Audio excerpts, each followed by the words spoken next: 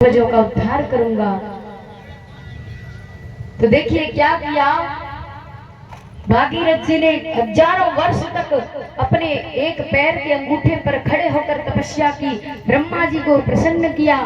ब्रह्मा जी प्रकट हुए, कह दिया कि मैं गंगा जी को तुम्हारे लिए भेज दूंगा, लेकिन अगर हम स्वर्ग से गंगा को डायरेक्ट अगर धरती पर उतारा जाएगा तो धरती गंगा का बोझ सहन नहीं कर पाएगी।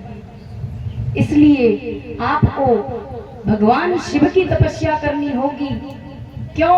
क्योंकि भगवान शंकर ही हैं जो गंगा को अपनी जटाओं में लेकर के धरती पर छोड़ेंगे तो धारा का प्रवाह कम होगा और धरती माता उस भार को सहन कर सकेंगी।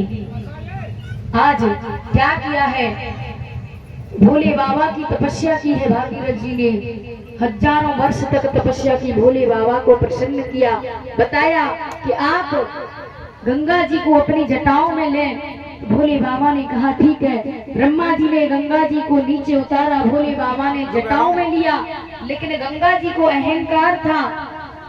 गंगा जी कहने लगी कि कहाँ मेरी धारा और कहाँ भगवान शिव की जटाएं मेरी धारा को सहन नहीं कर पाएंगी। भोले बाबा ने सोचा अहंकार को दूर करना जरूरी है। क्यों पता है? अहंकार जब होता है तो क्या होता है कि रवि निरखत ही तम गयो, गुरु निरखत अज्ञानम। रवि निरखत ही तम गयो, गुरु निरखत अज्ञानम। और कियो करायो सब गयो, जो आयो अभिमान। अहंकार को दूर कर रहे हैं भगवान शिव। तो देखिए गंगा की धारा को जटाओं में खो दिया, दिखाई नहीं दे रही।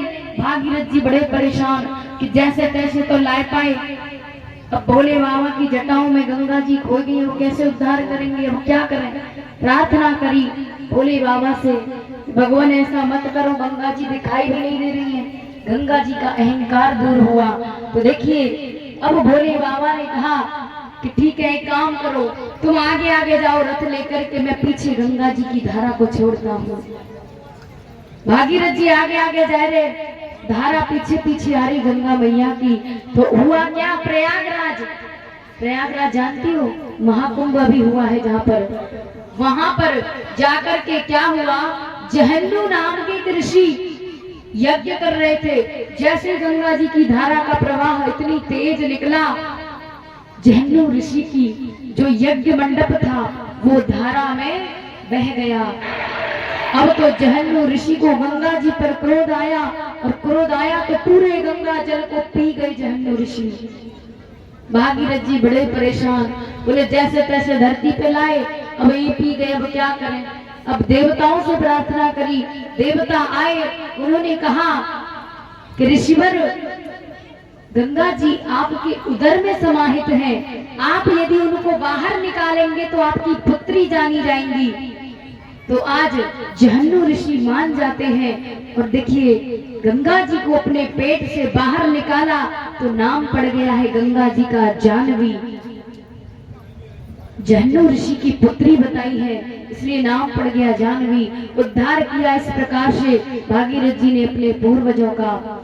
तो ये कथा सुनाई राम जी को, विश्वामित्र जी ने। फिर वहां से आगे बढ़े हैं तो महाराज जनक की अमराई में पहुंचे। महाराज जनक ने खूब स्वागत सत्कार किया।